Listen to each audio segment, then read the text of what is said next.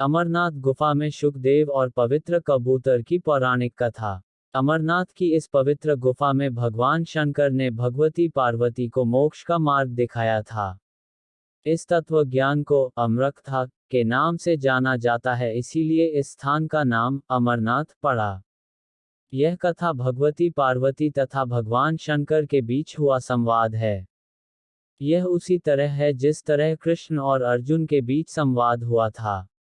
जब भगवान शंकर इस अमृत ज्ञान को भगवती पार्वती को सुना रहे थे तो वहां एक शुक, हरा कटफोड़वा या हरी कंठी वाला तोता का बच्चा भी यह ज्ञान सुन रहा था। पार्वती कथा सुनने के बीच बीच में हुंकारा भरती थी। पार्वती जी को कथा सुनते सुनते नींद आ गई और उनकी जगह पर वहां बैठे एक शुक ने हुंकारी भरना प्रारंभ कर दिया। जब भगवान शिव को यह बात ज्ञात हुई, तब वे शुक को मारने के लिए दौड़े और उसके पीछे अपना त्रिशूल छोड़ा। शुक जान बचाने के लिए तीनों लोकों में भागता रहा।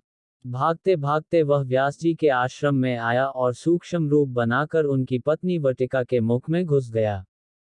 वह उनके गर्भ में रह गया। ऐसा कहा जाता है कि ये 12 वर्ष तक गर्भ के बाहर ही नहीं निकले। जब भगवान श्री कृष्ण ने स्वयं आकर इन्हें आश्वासन दिया कि बाहर निकलने पर तुम्हारे ऊपर माया का प्रभाव नहीं पड़ेगा, तभी ये गर्भ से बाहर निकले और व्यास जी के पुत्र कहलाए। गर्भ में ही इन्हें वेद, उपनिषद, दर्शन और पुराण आदि का सम्यक ज्ञान हो गया था। जन्मते ही श्री कृष्ण और अपने माता पिता को प्रणाम करके इन्होंने तपस्या के लिए जंगल की राह ली। यही जगत में शुकदेव मुनि के नाम से प्रसिद्ध हुए। पवित्र युगल कबूतर। अमरनाथ की यात्रा के साथ ही कबूतरों की कथा भी जुड़ी हुई है। इस कथा के अनुसार एक समय महादेव संध्या के समय नृत्य कर रहे थे कि भगवान शिव के गण आपस में ईर्ष्या के कारण कुरु कुरु शब्द करने लगे।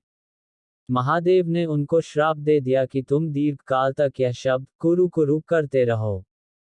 तदुपरांत वे रुद्रोरूपी गण उसी समय कबूतर हो गए और वहीं उनका स्थायी निवास हो गया। माना जाता है कि यात्रा के दौरान पावन अमरनाथ गुफा में इन्हीं दोनों कबूतरों के भी दर्शन होते हैं।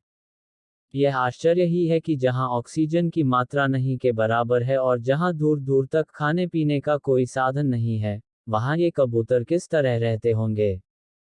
यहाँ कबूतरों के दर्शन करना शिव और पार्वती के दर्शन करना माना जाता है। यह भी कहा जाता है कि इन कबूतरों ने अमरनाथ में शिव के मुख से अमरता के प्रवचन सुन लिए थे, इसलिए ये भी अमर